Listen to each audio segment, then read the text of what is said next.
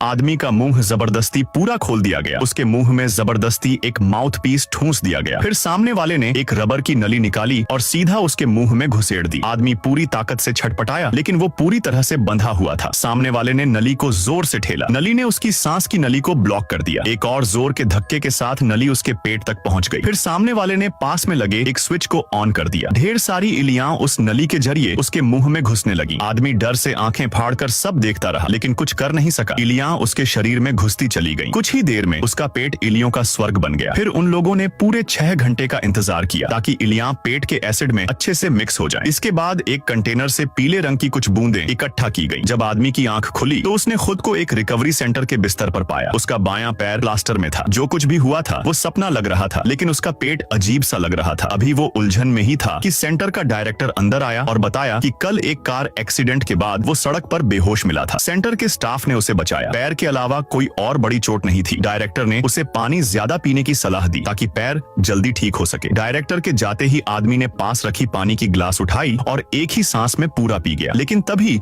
उसकी नजर ग्लास के नीचे गई, जहां एक छोटा सा कीड़ा जिंदा था। उसने उसे उंगली से मसल दिया और ज्यादा नहीं सोचा, पर उसे क्या पता था कि वो पहले ही एक जाल में फंस चुका था। बाद में जब वो सेंटर के अंदर घूमने निकला तो उसे ये जगह दुनिया की सबसे अजीब जगह लगी। कुछ बूढ़े लोग स्विमिंग पूल में वाटर एरोबिक्स कर रहे थे। कुछ लोग तो बड़े बड़े स्टीमर जैसे बर्तनों में रह रहे थे, और सबसे अजीब, एक आदमी 3-4 घंटे से पानी की टंकी में तैर रहा था। ना उसके चेहरे पर ऑक्सीजन मास्क था और ना ही वो सांस ले रहा था। उसकी हरकतें मछली जैसी लग रही थी। आदमी ने एक नर्स से पूछा। नर्स ने बताया कि ये फेरी वाटर है, जिसमें इतना ऑक्सीजन है कि सांस लेने की जरूरत ही नहीं पड़ती। आदमी को यकीन नहीं हुआ और वो वहाँ से चला गया। लेकिन अगले कुछ दिनों में उसकी तबीयत और बिगड़ने लगी। थोड़ी देर बात करने के बाद उसकी नाक से खून बहने लगा। फिर चक्कर आया और धीरे धीरे उसके शरीर पर कंट्रोल खत्म हो गया। वो वहीं बेहोश हो गया। जब फिर होश आया तो डायरेक्टर ने बताया कि अंदरूनी चोट है जो एक्सीडेंट में लगी थी, और ठीक होने के लिए सेंटर का स्पेशल ट्रीटमेंट ट्राई कर सकता है। अब आदमी को शक होने लगा था। वो दवा ले रहा था, हर नियम फॉलो कर रहा था, फिर भी तबीयत और खराब होती जा रही थी। उसे लगने लगा कि इस जगह में कुछ तो गड़बड़ है। सच्चाई जानने के लिए